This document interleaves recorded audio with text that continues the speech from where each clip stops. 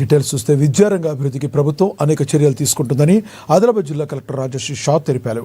పట్టణంలోని విద్యానగర్ ఎస్సీ వసతి గృహంలో వాటర్ ప్లాంట్ గేజర్లను ప్రారంభించి విద్యార్థులకు బ్లాంకెట్లను పంపిణీ చేశారు.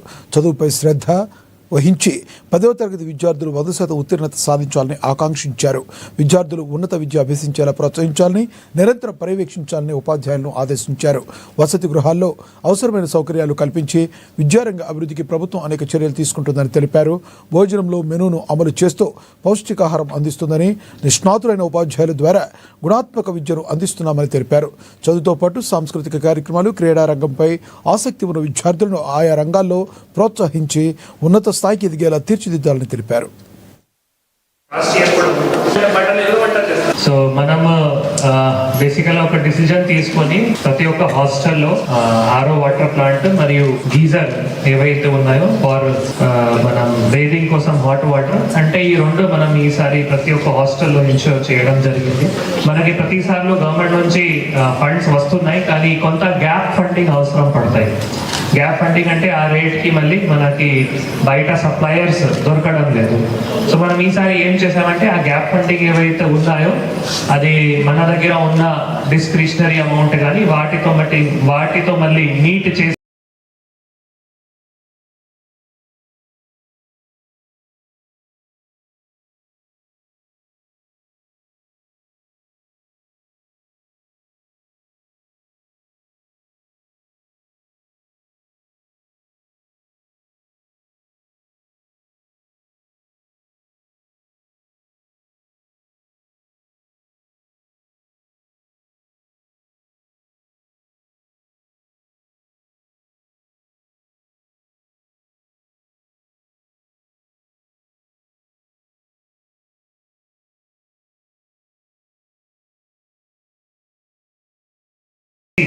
ప్రతి ఒక్క హాస్టల్లో ఆరో వాటర్ ప్లాంట్స్ ఈసారి మనం యాక్చువల్గా యూటిలైజేషన్ కూడా చేయడం జరుగుతుంది.